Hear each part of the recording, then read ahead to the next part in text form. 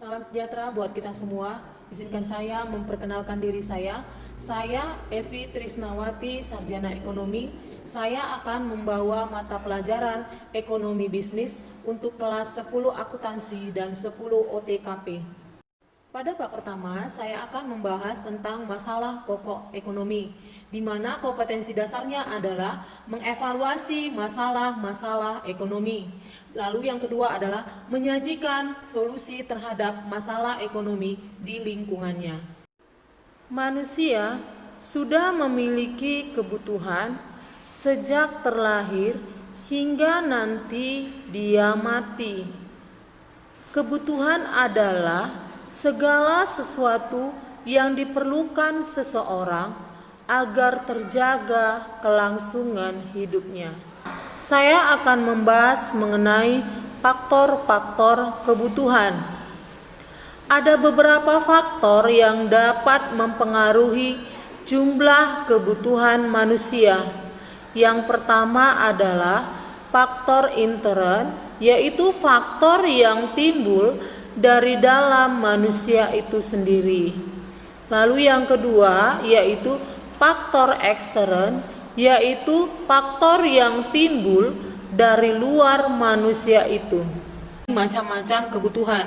Yang pertama adalah kebutuhan menurut tingkat kepentingannya, yaitu kebutuhan primer, sekunder, dan tersier, di mana kebutuhan primer adalah kebutuhan yang paling pokok dan harus dipenuhi. Misalnya sandang, pangan, dan papan. Kebutuhan sekunder, yaitu merupakan kebutuhan yang timbul setelah terpenuhinya kebutuhan primer. Salah satu contohnya adalah alat-alat rumah tangga dan sebagainya. Kebutuhan tersier merupakan kebutuhan yang timbul setelah kebutuhan sekunder dapat terpenuhi. Contohnya kendaraan mewah, lukisan mewah, dan sebagainya. Lalu yang kedua adalah kebutuhan menurut waktu pemenuhannya, yaitu kebutuhan sekarang dan kebutuhan yang akan datang. Kebutuhan sekarang adalah kebutuhan yang harus segera dilaksanakan, jika tidak akan berdampak buruk bagi seseorang. Salah satu contohnya, orang yang ingin melahirkan harus segera mendapat pertolongan dan tidak bisa ditunda. Jika ditunda, maka seseorang yang ingin melahirkan tadi akan mengalami dampak yang buruk. Sedangkan kebutuhan yang akan datang adalah kebutuhan yang masih dapat ditunda. Salah satu contohnya, orang yang ingin menikah jika belum memiliki dana masih bisa menunda sampai nanti seseorang itu mendapatkan dana, dan kebutuhan ini tidak berdampak negatif atau buruk terhadap seseorang. Lalu yang ketiga yaitu kebutuhan menurut sifatnya, terdiri dari kebutuhan jasmani dan kebutuhan rohani. Kebutuhan jasmani yaitu kebutuhan yang diperlukan oleh fisik atau raga manusia. Misalnya olahraga, spa, perawatan wajah, dan sebagainya. Kebutuhan rohani merupakan kebutuhan yang diperlukan oleh jiwa atau rohani seseorang. Misalnya, kebutuhan untuk beribadah, berdoa, dan rekreasi. Kebutuhan yang keempat adalah kebutuhan menurut subjeknya, yaitu yang pertama adalah kebutuhan individu dan kebutuhan kolektif.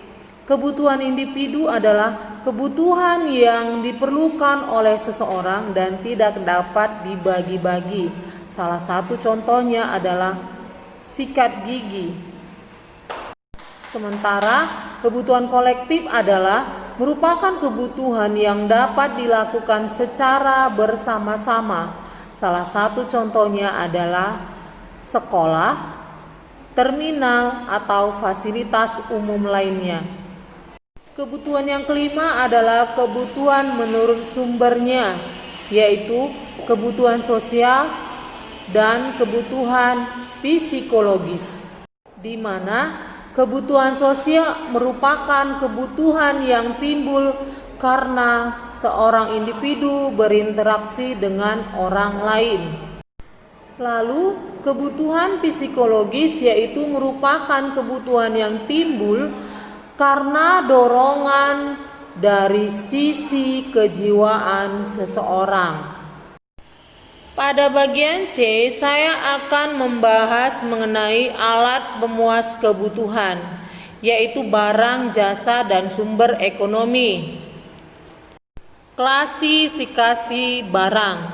Yang pertama, menurut kelangkaannya terdiri dari dua, yaitu barang bebas dan barang ekonomis.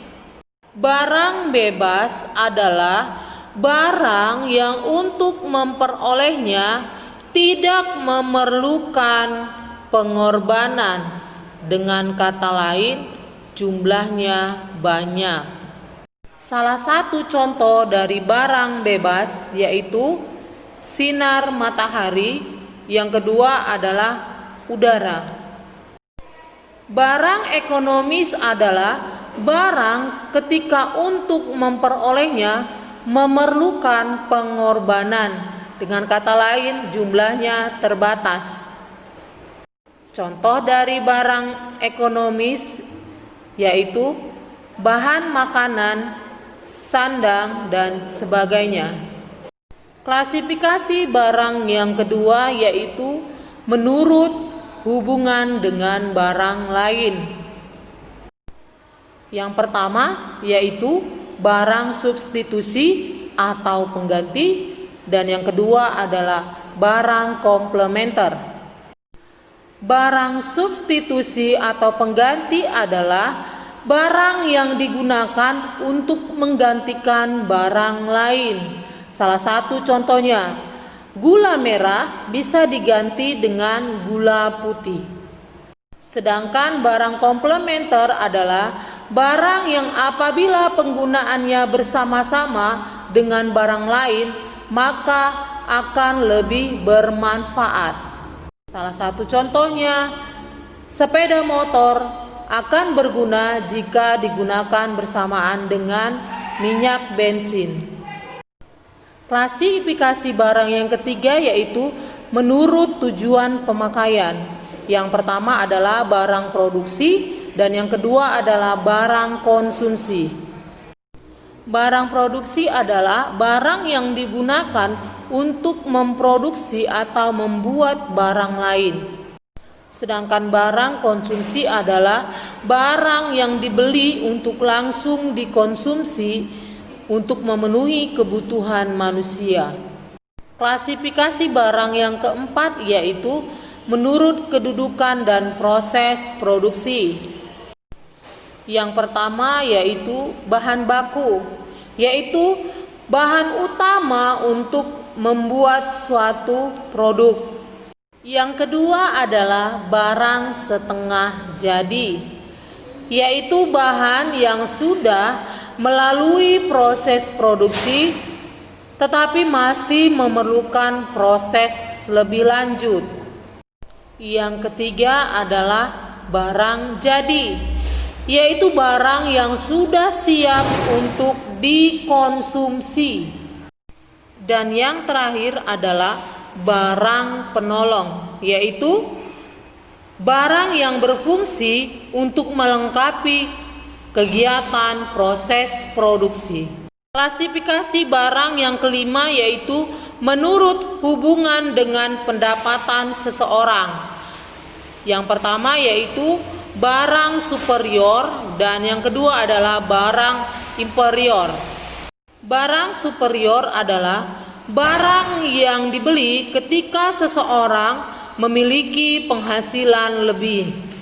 Sedangkan barang inferior adalah barang yang dibeli ketika penghasilan seseorang menurun. Demikianlah materi pembelajaran yang saya sampaikan. Untuk selanjutnya, anak-anak ibu akan saya berikan tugas yang anak-anak ibu bisa lihat di link tugas, dan tugas akan dikumpul sesuai dengan deadline yang telah ditentukan.